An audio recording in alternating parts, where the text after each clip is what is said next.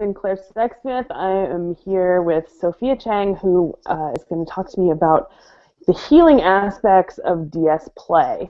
We're going to have a chat about DS dynamics and mental wellness, psychology, all the things that might help you play deeper and smarter and safer when you're diving deep into all of the kinds of fun psychological kinky play that we have.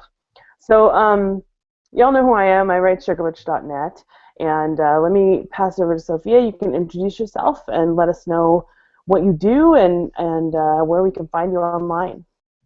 Hi everyone, I'm Sophia Chang and I run Sex and Money University. That's www.sexmoneyuniversity.com right down there. And I am a sex and dating writer and coach. So I coach recovered nice girls, manic pixie, misfits, all sorts. So if you want to talk love, sex, dating, everybody comes to me. And I work a lot of different modalities, including energy work as well as just straight up coaching. Awesome. So what's your background with psychology and also with kink stuff? So I came from the counseling psychology world. I went to graduate school for marriage family therapy, and I switched into coaching because I really like the freedom that coaching affords me to combine all of these different modalities, including like, serious woo-woo, shamanistic, energy working stuff. And even while I was studying psychology, I was really into the expressive arts therapy as well as somatic psychology, which was really up and coming, and how everything is very embodied. So it was a really natural foray into this kink world, and I also come from a dance background. I've been dancing since I was 4, and right now I am a blues fusion dancer. I'm a follow, and there's a lot of play of lead follow, masculine, feminine there, and so the dynamic really shows itself in all aspects. I'm a huge fan of it. As for serious kink, BDSM, I rack my brain all the time trying to figure out where I got into it, and I liked it for so long I can't even remember. I mean, do you remember the moment that you were like, this is me in it, right? It's like it's always been a part of us. Really hard, yeah. It's just always been there. I don't know. Exactly.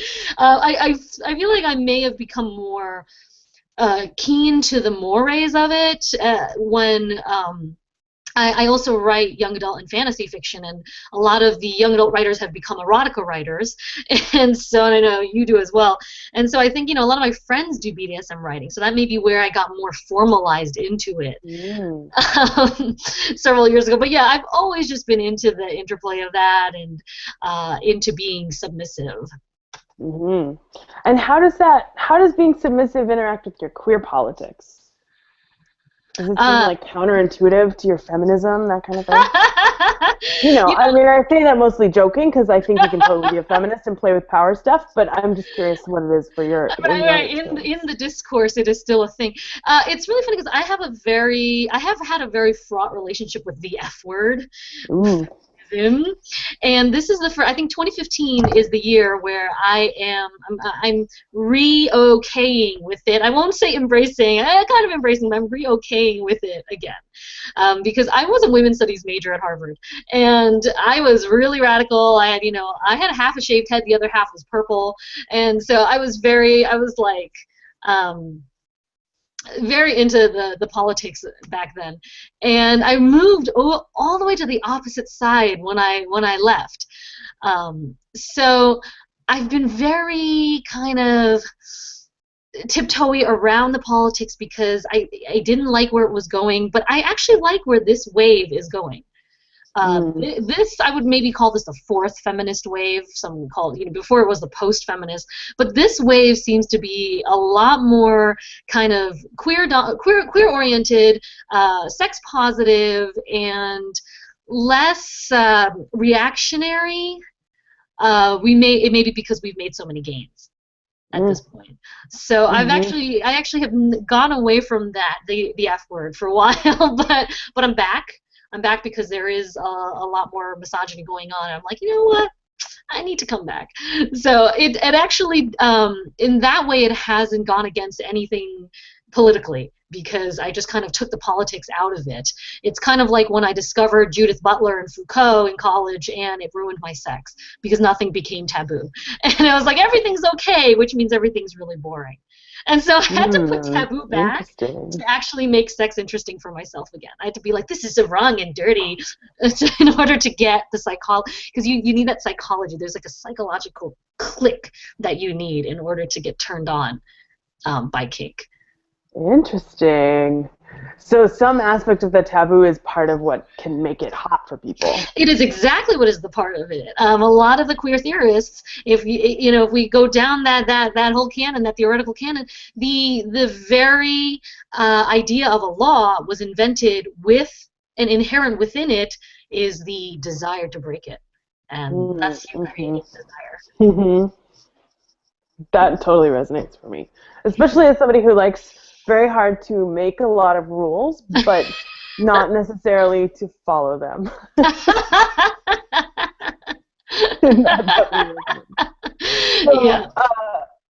So when I have done a bunch of the Submissive Playground e-course in the past, a lot of the things that I've noticed that come up for people, and a lot of the questions that I get around DS through Sugarbutch frequently are people being really concerned that their past traumas are informing how they're currently playing in their sex life. So they might have some sort of trauma that they've been a survivor of, and they might be playing into that trauma in some way, or playing with some aspect that kind of is somewhat resonant to that trauma. But so they come to me going like, is that okay? Am I shooting myself in the foot here? Like, am I just actually reenacting this trauma? Is this bad for me? Or is kink, or is this particularly the kind of depth of psychological kink of DS play and power play, is this actually good for me, or is this really bad for me? So that's kind of where I'm coming from with wanting to chat with you about general psychology and kink, and like, how do you know if this is good? How do you know if you're contributing to your compulsions? How do you know if you're in a danger zone? That kind of stuff. So maybe we can start just with that first question about, like, it's my thought that no fantasy is really inherently wrong, and that playing with deep psychological triggers can be really healing. But what to you is the relationship between mental wellness and the practice of kink? All healing for me comes through my sex, and I'm really glad that you brought this up today. I'm loving this question. The cornerstone of my own practice with my clients and my work is I try to make all the things that don't feel okay, okay. When you work with me, you walk away feeling more okay, and that's it. That's all you need. Your healing's already on its way. If you can feel a little bit more okay with things. So all healing, going back to what I was saying about, all healing for me comes through the sex. Me personally, it's because I live in a very embodied way as both a dancer and just my energetic makeup. And I'm going to give two roads to the same destination. So for those of you who believe in the woo-woo spiritual side, I'm going to talk about the sacral chakra. And for those of you who want a scientific and pragmatic standpoint, I'm going to talk about cellular memory. Okay, so here we go. Love it. Let's do it. Yeah. Yes, let's do this. Ooh, it's exciting. Every time you talk, I get excited. It's really hard for me to stay out of subspace right now. Okay, so if Sinclair Sexsmith tells you to do something, you do it. So I mean, it's good to be dominant sometimes, but I also really love using the submissive tools that I have. So I have to dig the information out of you, then I love it. Okay. So, I mean, for me, I have a huge sacral chakra. That's my powerhouse. A lot of my power comes from there. It's creation energy, being in the feminine embodiment. And it's different, and you can speak from you having masculine embodiment. Being in the feminine embodiment, the creation energy is like birth energy, receptive energy. The generative aspect of that creation doesn't come from like the masculine way of going out in the world. It comes from this receiving, and then like really just being like, here's my fire, come at me. And so when I can access that energy, which a lot of times is through sexuality or sex play, that's when I personally am in full bloom. I believe that this doesn't just have to be for me. I believe that this can be for everybody. You can all enact that sacral chakra, that creative energy, that sex energy, in order to open up pretty much your entire energetic system. So that's from the woo-woo side. Let's talk about the spiritual the scientific implications of this. So basically, the sacral energy, what we're really talking about evolutionarily, is the same energy that cave people needed in order to go out and kill things and drag them home. And it's that same level of survival instinct. It comes from that same place. And so we're really talking about a biological imperative in order to get your needs met. For those of you who are really familiar with psychology, Maslow's hierarchy of the needs. You know, you need that basic level of the food and the shelter, the water, things like that. Sex is really at a very base level. It's not a high level. It's at a very base level. It's the reproductive, the evolution level. It's what kept us alive. So because of that, there's something very kind of primal and necessary about that energy. So if you can heal from that energy and you can access that energy no matter how, even if it's through kink play, whatever you need to access that energy, you're actually accessing that base level requirement that you need. And another aspect of it scientifically is the cellular memory. The reason why you are enacting, and the question that you posed was, am I enacting these old traumas? The answer is yes, you are. You are enacting these old traumas, and there's nothing wrong with that, because how else are you going to get to it? You cannot cover up the wound and get to it. It'll just fester. You need to open it up, scrape down in there, get back in there. Just like how you have to reset a bone. So the scientific studies have found that there is cellular energy now, cellular memory now. We've found this with transplant people who pick up preferences from the original organ donor. You know, it's very cool. Yeah, it's trippy stuff. And so because of that, a lot of times, and another reason why I moved into more somatic methods of working, energetic ways of working beyond just talk therapy, is traditional talk therapy. You can talk about your trauma all day long, and you can even relive it and go through the emotional re-experiencing and all that. But it'll stay up here if all you're doing is psychologically going through it. There is a place where you're storing that memory within your system. Again, the hierarchy of needs. When something's at such a base level hierarchy, it is in your primitive reptilian brain. Okay, it is not being wired to that prefrontal cortex that's doing your thinking, that's doing your high level analysis. That's not where your trauma's living. If it were, we could think our way out of it like that. But we can't, because that fight or flight's coming from back here. And whatever's coming from back here is already in our nervous system. It's being sent through signals through our limbic system, through our nervous system, so that we feel it in our bodies. And that's why you're finding yourself being able to reopen and enact these traumas and heal them through that same way in which the wound was inflicted. So somewhat inherently you're saying that we're definitely reenacting these traumas, but to some degree, that experience of reenacting can be really healing. So what happens how do you know if it's being healing or if you're just reenacting it and making it work? Yes. So this is a level of consciousness. Now, if you are at a place where you're very sensitive, you might be an intuitive or empathic yourself, then you know how your body can feel things and sense things. And you'll get that instant feeling of "Ugh," like this is just, I don't feel right. You'll feel it. Something just doesn't feel good. It could be tingles on your skin. However you personally sense fear or discomfort, if you feel that, that's happening. But if you're getting just this hot charge, something's really turning you on, or something is uncomfortable but in a way that feels like you, like giving birth, like it wants to come out but I want it to come out, then you're on the right path. Now, for those of us who are either not that sensitive, not that in tune with ourselves, or have numbed out due to trauma, which almost always happens and takes reconnection. Very common, yeah. If you are numbed out, and if you are already in that space where, that slightly PTSD space where it's difficult for you to judge your own boundaries, and we have all been there, I have been there, I've done my own healing work, then what you look for is dissociation.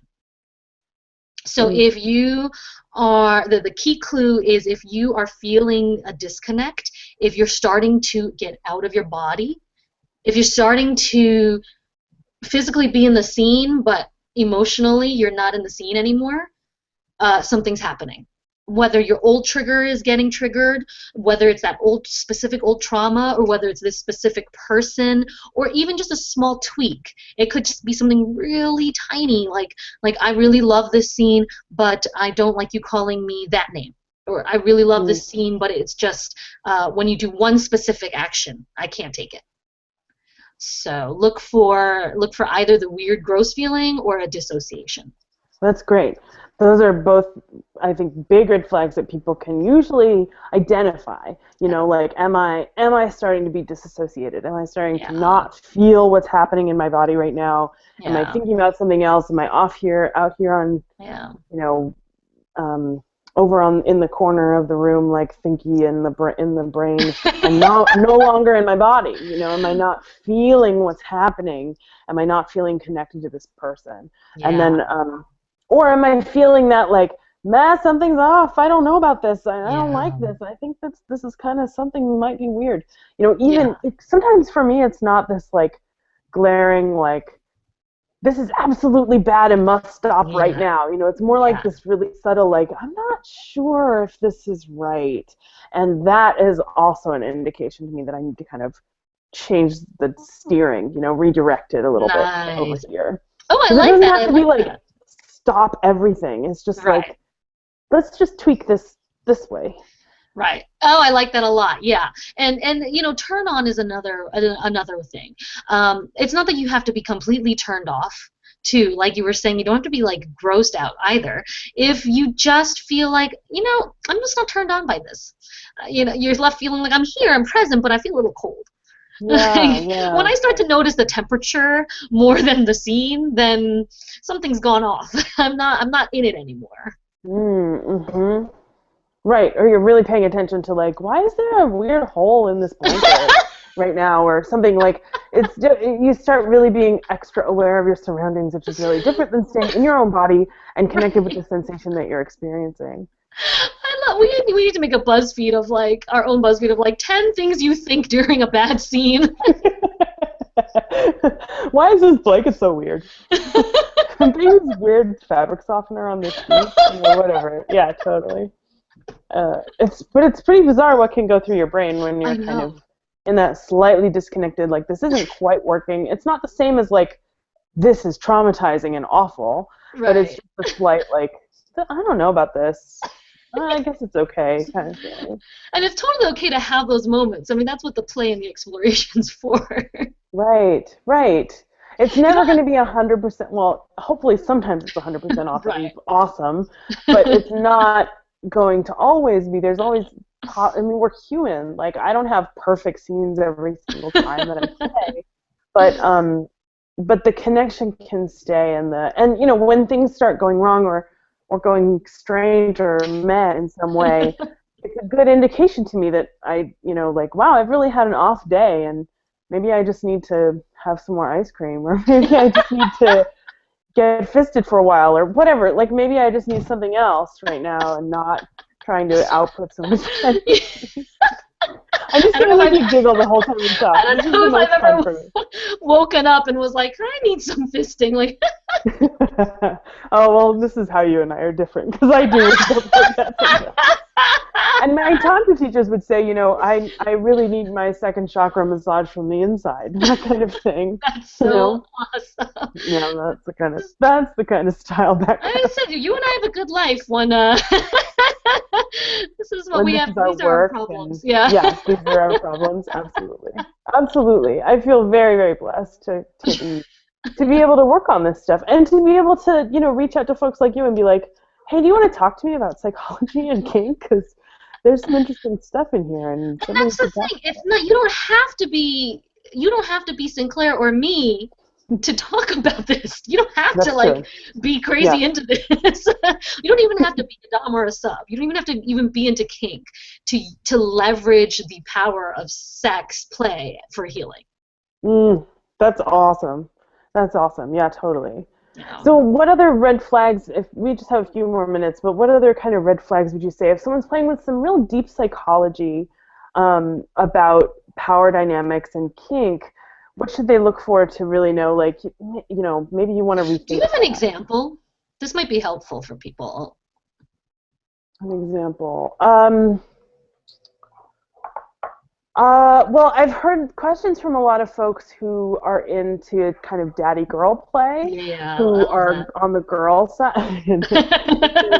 Yeah. I like Who are that. on the girl side who are going like, is this really good for me, or is this kind of keeping me in a young, undeveloped state? Like, is this a good thing? The question there is, how are you living like this? Are you 24/7 daddy girl? And if so, are you still able to hold down your job? Because, like I never, yes, I have had daddy issues. We all do. My God, I'm Chinese. So every issue you want, I got every issue. And like, name the magazine, I have it. So, but the difference is that I'm still able to function in society. I was still able to, finish college, get my degree, run a business, pay my taxes, and oversee my IRA. So obviously, I So have. certainly a red flag would be if you're not able to keep your life functioning on a somewhat basic level. Right, right. But even on a more, I mean, sometimes you can really go away from psychological scenes kind of being like, I don't know, that felt weird. Is this good for me? But at least that's what I've heard from a lot of folks who keep asking me this kind of question, which is If why I'm they're interested. the fact that they're asking somebody else, is this good for me, like that's another thing. Like, are you able just to say it's good for me on my own? And yeah, it's cool to check in with somebody else once in a while and be like, am I psychotic? I've done that before, especially as we explore spirituality. It's like, I have these ideas and thoughts. Am I having a psychotic break? And my best friend who's a shaman will be like, no, you're fine. So yeah, it's fine to check in. So I'll be the one to tell you, yes, on the whole, it's fine unless you're walking away and it's really kind of this cloud heavy, where it feels like a Mm, residue inside you. You get that real heebie-jeebie feeling. If you mm, if you're hmm. really thinking that, and it's starting to affect you on a daily basis, you're thinking about it a lot, then maybe it's not. But if you're just checking in, just to say, is it okay? Then yeah, we'll tell you yes, it's fine. Right. Well, and it also, I suppose, it would tell me something that if you're having a kind of weird residue and you can't necessarily bring that up with your dominant or with your Yeah. submissive or with whoever it is you're playing with, like that's a little bit of a red flag to me of just how open is your communication about this? Like, can you identify what happened and talk about it instead of just going like, I feel icky, which is a different thing. Exactly. That's such a good one. I'm laughing not because it's funny, but but it is. It's, you have to be. I'm just laughing because yeah, if you really can't, if you're asking us and instead of with your dom, then yeah. Yeah, Try well, it. and this is another reason though that, coaches and sexuality wellness, kink coaches are really valuable though. Like you can, Yeah, if you're having trouble asking your partner, you can that's come true. to a coach and be like, this is what That's my true. erotic life is like. It involves a whole lot of really dirty, nasty shit that I love so much, but then every once in a while I get this little, residue. here. So like, how can I help deal with this? You know, that's exactly what coaches If I like us actually are heard for. what you just said, I would go into that residue, that specific one, to find out Mm. what the roots of that is. So I would explore that. And you know, just to put this out there to kind of normalize the playing field, I would say nearly 100% of the women who do come to me, it's mostly women who come to me, they have been raped, violated, assaulted, some kind of trauma, abused, or molested at some point in their life. And so there's a lot of normality there. And I've really heard it all, and I'm sure you have as well. You know, we've heard it all. We go to sex clubs, we do this, we do that. Like, is this okay? You know, it's all okay. So there's never a time where I'm like, it's not okay, unless you really came to me and was like, there's something either illegal or severely psychologically wrong, which I don't get that, those cases. Like, for the most part, it is okay. What you're doing is fine. Awesome. Yeah, I agree. That's generally what I respond to as well. And then if someone's coming to me being like, is this okay? I will say, well, clearly I think you might not think it's okay because Yeah, you're yeah, the one asking this. So yeah, what's going on for you in this, and yeah, is this really what you want, and what's happening that's deeper? So if yeah. people do want to work with you as a coach, or if they want to, you know, check out what you're offering, because I know you do some courses and some exciting stuff online, how do they find you, and what do you have going on right now? So I do two things with Sex and Money University, and that's www.sexandmoneyuniversity.com. Also down below, if you go there, you can sign up, get on the list, and you'll hear first dibs. And there's a lot of like early bird specials and sales. So you want to be on that list. And there's also a lot of like private extra articles that I throw in there for just subscribers only. I have all levels that you can work with me. There's private, one-on-one, a lot of times with a lot of deeper trauma, or if you do want to ask those kinds of questions, it is safer for us to create that container by going one-on-one. So let's talk, you know, let's do that. And I've got the Your Best Sex session, which is 90 minutes. And again, if you get on that list, there's going to be some sales coming up soon for that. So don't miss out on that one.